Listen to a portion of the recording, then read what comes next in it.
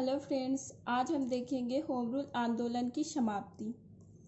Home rule आंदोलन का प्रभाव जो था वह दिन प्रतिदिन बढ़ता जा रहा था, जिससे सरकार चिंतित थी और उसने जून 1917 में जो प्रमुख नेता थे जैसे कि Annie Besant, George Arundale, VP Wadia, इन लोगों को उन्होंने गिरफ्तार कर लिया। इस गिरफ्तारी जब की सरकार ने, तो इस गिरफ्तारी के विरोध में सर सुब्रमण्यम अय्यर ने अपनी उपाधि त्याग दी थी। जो नाइटहुड की उपाधि इनको मिली हुई थी, उसने ये उपाधि त्याग दी। इसी समय ब्रिटिश प्रधानमंत्री जो थे लॉयड जॉर्ज, उन्होंने भारतीयों को सांत्वना देने के उद्देश्य से एडविन मॉन्टेग्यू को भारतीय सचिव नियुक्त कर लिया। इसी समय इंडियन अर्नेस्ट के लेखक जो थे वैलेंटाइन सिरोल, उन पर मानहानि का मुकदमा करने के लिए तिलक को ब्रिटेन जाना पड़ा, जिससे कि सभी प्रमुख नेता कुछ गिरफ्तार कर लिए गए, कुछ देश छोड़कर चले गए, जिससे कि आंदोलन नेतृत्व विहीन हो गया और नेतृत्व विहीन होकर होम रूल आंदोलन जो था वह समाप्त हो गया। अब इस आंदोलन का प्रभाव देखेंगे कि इस आंदोलन में क्या प्रभाव हुआ।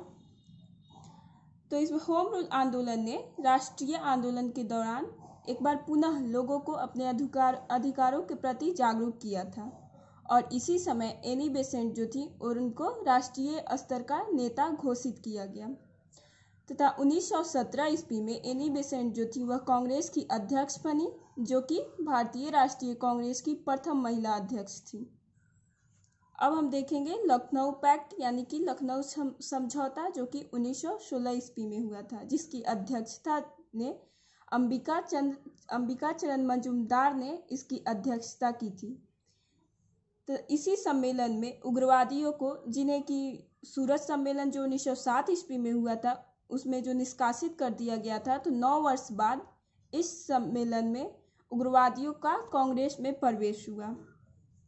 इस सम्मेलन में कांग्रेस और मुस्लिम के बीच समझौता हुआ, वही लखनऊ समझौता या इसे कांग्रेस लीग समझौता भी कहा जाता है। इसी में इस समझौते में ही कांग्रेस ने मुसलमानों के लिए पृथक निर्वाचन की मांग स्वीकार कर ली, जो कि आगे चलकर बहुत ही भयावह सिद्ध हुआ था। इस समझौते के बाद जो था मुस्लिम लीग अपना एक अलग अस्तित्व बनाए रखा तथा मुसलमानों के लिए पृथक राजनीतिक अधिकारों की मांग उस लोगों ने जारी रखी।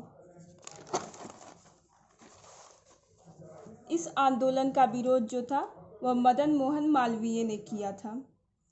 ऐसा कहा जाता है कि यह वही समझौता था जिससे कि राजनीति में सांप्रदायिक का बीज बोया गया था। अब हम देखेंगे गांधीवादी आंदोलन का फर्स्ट फेज। गांधी जी का भारतीय राजनीति में पदार्पण जो हुआ था वह 9 जनवरी 1915 ईस्वी को भारत आने के बाद हुआ था। इससे पहले उन्होंने दक्षिण अफ्रीका में आंदोलन की थी।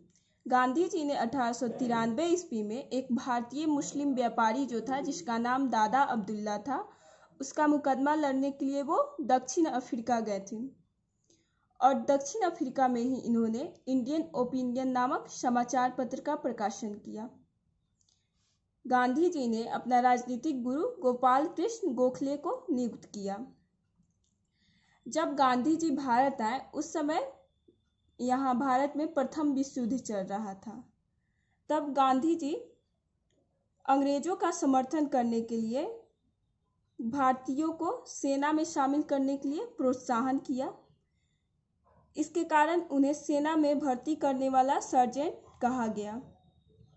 इससे प्रभावित होकर यहाँ तक कि ब्रिटिश सरकार ने गांधी जी को कैसर-ए-हिंद की उपाधि से विभूषित किया था, क्योंकि गांधी जी का मानना था कि प्रथम विश्व युद्ध में अगर हम सहयोग दें तो सहयोग के बदले भारतीयों को स्वराज की प्राप्ति होगी, लेकिन ऐसा हुआ नहीं था, बल्कि इसके बदले उल्टा ही ब्रिटिश सरकार ने रॉलेट एक्ट पारित कर दिया था, जिससे कि दुखी होकर गांधी जी ने तब ब्रिटिश विरोधी राष्ट्रीय आंदोलन से उसके बाद अपने को जोड़ लिया।